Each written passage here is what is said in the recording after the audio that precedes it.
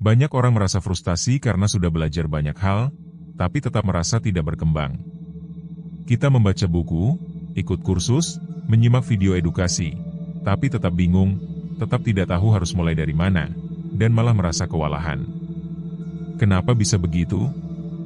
Karena kita sering jatuh pada jebakan belajar segalanya sekaligus. Kita ingin paham teknologi, ekonomi, psikologi, public speaking, desain, dan bahasa asing, semuanya dalam waktu bersamaan. Padahal, bukan itu cara kerja belajar yang efektif. Justru, semakin kamu coba pelajari segalanya, semakin dangkal pemahamanmu. Semakin banyak input yang kamu serap, semakin cepat otakmu lelah menyaringnya. Kunci dari belajar yang benar bukan pada jumlah materi yang kamu pelajari, tapi pada urutannya. Sama seperti membangun rumah, kamu nggak mulai dari atap. Kamu mulai dari pondasi. Tapi anehnya, saat belajar, banyak dari kita malah langsung lompat ke topik yang rumit, ke istilah-istilah tinggi, ke teori lanjutan, tanpa menguasai dasar-dasarnya dulu. Padahal, yang perlu kamu kuasai pertama justru bukan topik besarnya, tapi framework berpikirnya.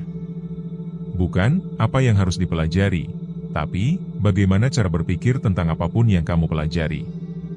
Inilah kenapa penting untuk memulai dari kemampuan dasar, kemampuan menyaring informasi, berpikir kritis, dan membuat koneksi antar gagasan. Ini bukan skill teknis, tapi skill belajar itu sendiri. Kalau kamu sudah bisa membedakan informasi yang penting dan yang cuma gangguan, kalau kamu tahu cara bertanya yang benar, dan tahu kapan harus memperlambat agar bisa mencerna lebih dalam, kamu bisa belajar apapun, lebih cepat dari kebanyakan orang.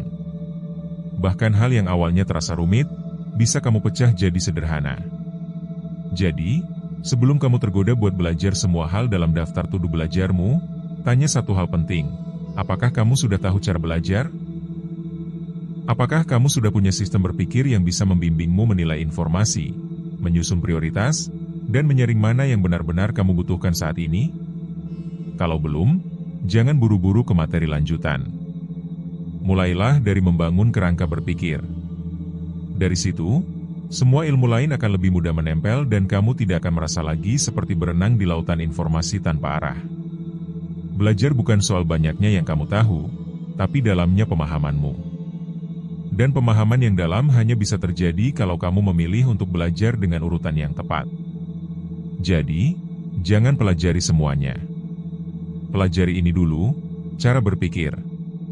Karena dengan itu, kamu bisa membuka pintu ke ilmu apapun, tanpa tersesat di dalamnya.